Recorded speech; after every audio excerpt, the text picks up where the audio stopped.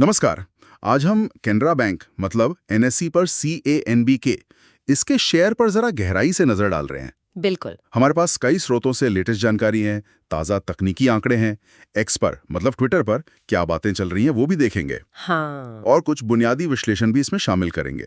मकसद सीधा है, इन सबको मिलाकर एक साफ तस्वीर बनाएं कि स्टॉक अभी कहाँ है और आगे कौन से लेवल्स अहम हो सकते हैं। सही है। पर हाँ, एक बात साफ कर दें, ये सिर्फ जानकारी के लिए है, कोई इन्वेस्टमेंट एडवाइस नहीं। बिल्कुल नहीं। चलिए तो फिर शुरू करते हैं। तो सबसे पहले अभी चल क्या रहा है, शेयर का भाव कहाँ है? हाँ, तो शेयर फिलहाल करीब 105 रुपए 89 पैसे के आसपास ट्रेड कर रहा है। 105 रुपए 89 पैसे। हाँ, हम्म, ये देखिए साल का जो हाई था 119 रुपए 30 पैसे, उससे तो नीचे है। काफी नीचे है। हाँ, पर जो लो था 78 रुपए 60 पैसे, उससे काफी ऊपर है। अच्छा। और इंटरेस्टिंग बात यह है कि ये कीमत एक इम्पोर्टेंट सपोर्ट लेवल के बहुत करीब है। ओके, सपोर्ट के पास यहीं से बात शुरू होती है। बिल्कुल। और यहीं से कहानी थोड़ी कह सकते हैं उलझी हुई लगती है। उलझी हुई कैसे? देखिए, अगर हम रोज के चार्ट्स देखें, डेली चार्ट्स, तो मूविंग एवरेज मतलब SMA और EMA, हाँ, औसत कीमत के ट्रेंड वाले। हाँ वही, वो ज्यादातर मंदी का इशारा कर रहे हैं, मतलब नीचे जाने का। अच्छा, क्योंकि कीमत उनके नीचे चली गई है। बिल्कुल, कीमत उनके नीचे फिसल गई है। लेकिन लेकिन कुछ दिन पहले के बहुत छोटे टाइम फ्रेम वाले चार्ट्स अगर देखें, जैसे 5 मिनट 15 मिनट वाले, हाँ, उन पर मजबूत खरीद के सिग्नल भी दिखे थे। अरे ये तो एकदम उल्टा हो गया। एक तरफ मंदी, दूसरी तरफ खरीद। इसका क्या मतलब निकाले? हाँ, ये विरोधाभास अक्सर बाजार की अनिश्चितता दिखाता है। अच्छा। हो सकता है ये बस थोड़े समय की वॉलेटिलिटी हो, उठापटक, या फिर जो रोज का गिरावट का ट्रेंड है उसके अगेंस्ट एक छोटा सा टेम्पररी उछाल। एक छोटा बाउंस। हाँ, इसे ठीक से समझने के लिए दूसरे इंडिकेटर्स देखना बहुत जरूरी हो जाता है। ठीक है, तो चलिए दूसरे इंडिकेटर्स देखते हैं। आपने सपोर्ट की बात की, पिवट पॉइंट्स का क्या सीन है? हाँ बिल्कुल, रोज का जो पिवट पॉइंट है, जो एक तरह का बैलेंस लेवल होता है, वो है 108 रुपए 15 रुपए पर। और कीमत उसके नीचे है। एग्जैक्टली, कीमत उसके नीचे है। और साथ ही S3 सपोर्ट लेवल। S3, वो तो काफी नीचे का मजबूत सपोर्ट माना जाता है। हाँ बिल्कुल, वो है 105 रुपए 80 पैसे के पास और कीमत उसी के आसपास घूम रही है। तो ये तो पक्का दबाव दिखा रहा है। हाँ, निश्चित रूप से दबाव का संकेत है।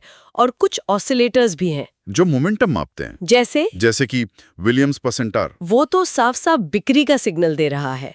और अल्टीमेट ऑसिलेटर भी मंदी की तरफ ही इशारा कर रहा है। मतलब मोमेंटम भी ठंडा पड़ रहा है, पर क्या सारे ऑसिलेटर्स यही कह रहे हैं या वहां भी कुछ मिला जुला है? नहीं, सारे नहीं।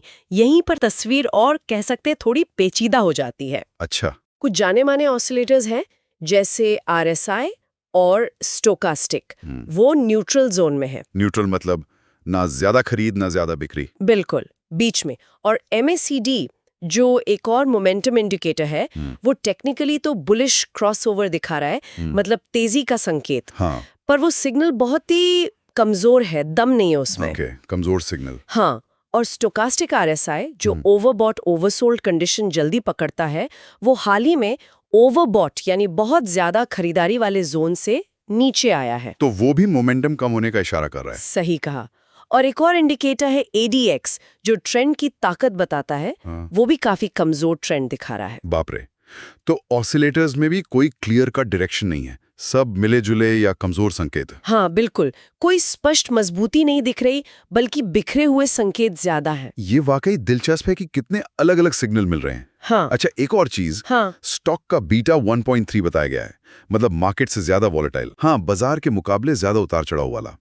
लेकिन हाल का ATR मतलब एवरेज ट्रू रेंज, जो दिन के अंदर की वोलेटिलिटी नापता है, वो कम है। हाँ। अब इन दोनों बातों को एक साथ कैसे समझें? ज्यादा वॉलेटाइल भी, पर इंट्राडे रेंज कम। हाँ, इसका मतलब ये हो सकता है कि स्टॉक में बाजार के आम ट्रेंड के मुकाबले ज्यादा बड़ी चाल चलने की टेंडेंसी हो सकती है, ऊपर या नीचे। ओके। लेकिन पिछले कुछ दिनों में दिन के कारोबार के दौरान, मतलब सुबह से शाम तक, कीमतों में बहुत ज्यादा फैलाव नहीं देखा गया है, रेंज छोटी रही है। समझ गया। और वॉल्यूम कैसा है? लोग ट्रेड कर रहे हैं इसमें? वॉल्यूम अच्छा है, करीब 17.5 मिलियन शेयर्स का ट्रेड हुआ है, जो दिखाता है कि ट्रेडर्स इसमें एक्टिव हैं, रुचि ले रहे हैं। तो अगर इन सब चीजों को जोड़कर देखें, मतलब moving average, oscillators, volatility, volume, तो बड़ी तस्वीर क्या बनती है? Short term, medium term, long term? देखिए, अगर हम समेटे तो हाँ, छोटी अवधि का मतलब शॉर्ट टर्म ट्रेंड दबाव में है, साफ दिख रहा है।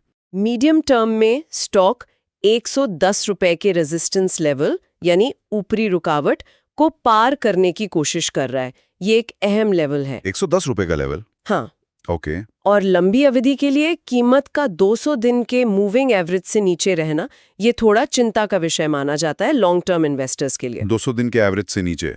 हाँ, ये तो लॉन्ग टर्म के लिए चिंता की बात हो सकती है। बिल्कुल। ठीक है, तो ये तो हो गई तकनीकी तस्वीर, चार्ट्स और इंडिकेटर्स ये सब कह रहे हैं, लेकिन आम निवेशक या ट्रेडर जो एक्स जैसे प्लेटफॉर्म्स पर हैं, वो क्या सोच रहे हैं? वहां क्या चल रहा है? एक्स पर मिली जुली प्रतिक्रिया ये है, जैसा कि अक्सर होता है। लेकिन ज्यादातर लोग थोड़े सतर्क हैं, पर उम्मीद भी रखे हुए हैं, कॉशियस ऑप्टिमिज्म जिसे कहते हैं। अच्छा, किन लेवल्स पर नजर है उनकी?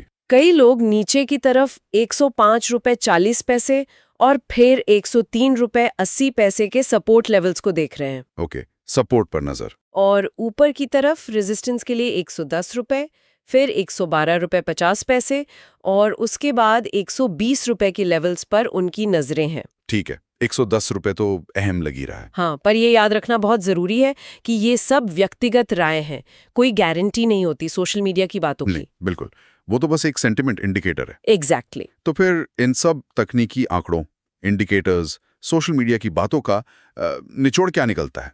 क्या टेक अवे है हमारे लिए? निचोड़ मेरे हिसाब से ये है कि कैनरा बैंक का शेयर तकनीकी तौर पर एक बहुत ही महत्वपूर्ण और शायद थोड़े नाजुक मोड़ पर खड़ा है। नाजुक मोड़? हाँ, ज्यादातर संकेत या तो मंदी की ओर इशारा कर रहे हैं या फिर न्यूट्रल हैं। कोई स्पष्ट मजबूत तेजी का सिग्नल फिलहाल तो नहीं मिल रहा। देखने लायक जो मुख्य स्तर है वो है नीचे की तरफ 105.40 का सपोर्ट, अगर वो टूटता है तो और गिरावट आ सकती है। और ऊपर की तरफ? ऊपर की तरफ 110 का रेजिस्टेंस, उसको पार करना जरूरी है तेजी के लिए। तो मतलब अभी का विश्लेषण यही कहता है कि सावधानी बरतनी चाहिए। बिल्कुल, कॉशन या सावधानी, यही शब्द सही रहेगा फिलहाल। ठीक है, तो तकनीकी तौर पर सावधानी, लेकिन यहाँ एक और एंगल भी तो है, फंडामेंटल्स का। हाँ, बिल्कुल सही। और अंत में यही एक दिलचस्प बात मैं छोड़ना चाह रही थी सोचने के लिए। बताइए। देखिए, भले ही ये तकनीकी तस्वीर अभी थोड़ी कमजोर दिख रही हो, हाल ही में इंडिया रेटिंग्स ने कैनरा बैंक की जो रेटिंग है IND AAA स्टेबल, उसकी पुष्टि की है। AAA रेटिंग, वो तो काफी अच्छी मानी जाती है, स्टेबल आउटलुक के साथ। हाँ, ये बहुत मजबूत रेटिंग है। और ये रेटिंग बैंक के बुनियादी ढांचे की मजबूती, बैंकिंग सिस्टम में उसका जो महत्व है और उसकी प्रॉफिट कमाने की क्षमता में सुधार की उम्मीद को दर्शाती है। तो फंडामेंटल्स मजबूत लग रहे हैं रेटिंग के हिसाब से। हाँ, और यहीं से एक बड़ा सवाल खड़ा होता है, क्या बैंक के ये मजबूत बुनियादी तत्व मतलब फंडामेंटल्स अंत में इन कमजोर तकनीकी संकेतों पर हावी हो पाएंगे? अच्छा सवाल है, फंडामेंटल्स वर्सेस टेक्निकल्स। हाँ, या फिर ये दोनों पहलू टेक्निकल और फंडामेंटल कैसे एक दूसरे के साथ तालमेल बिठाएंगे आगे चलकर, ये वाकई आगे गौर करने वाली बात होगी। बिल्कुल, ये एक दिलचस्प पहेली है जिस पर नजर रखनी होगी।